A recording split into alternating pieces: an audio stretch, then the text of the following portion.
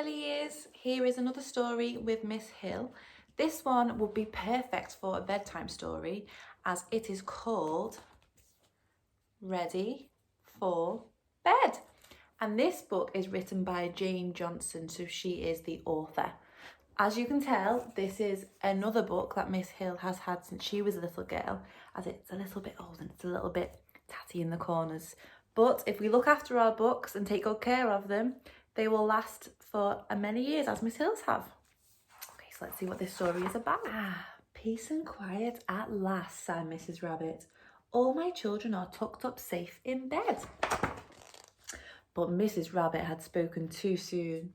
I can't sleep, Mummy, said her youngest little bunny, interrupting her first snore. Mrs. Rabbit tried a gentle lullaby. Hush-a-bye, bunny, on the treetop, when the bough bends the cradle. Little Bunny's eyes began to close. Is my bunny sleepy now? Whispered Mrs. Rabbit, so as not to wake the others.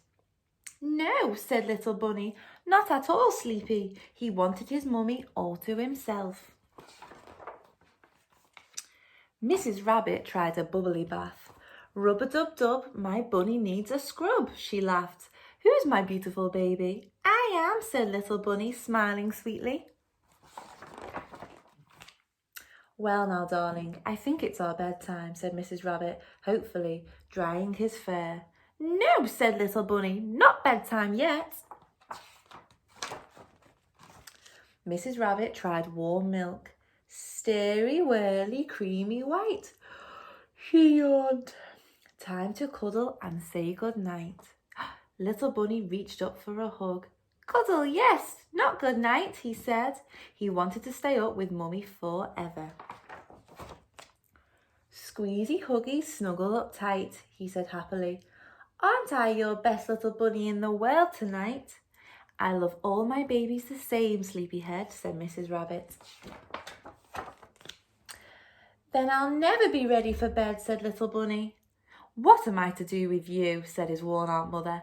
Little Bunny jumped up excitedly. Let's play bunny hops, said Little Bunny. Hoppity-hop-hop, round and round the room till I flop, whispered Mrs. Rabbit. Zzz, went Little Bunny. Peace and quiet at last, sighed Mrs. Rabbit. Even my youngest little bunny is asleep in bed. See them all lined up? Mrs. Rabbit fell into bed, but through her snores she heard her second youngest bunny called, Mummy, I can't sleep. Doesn't look like Mummy Bunny's going to get much sleep tonight, does it?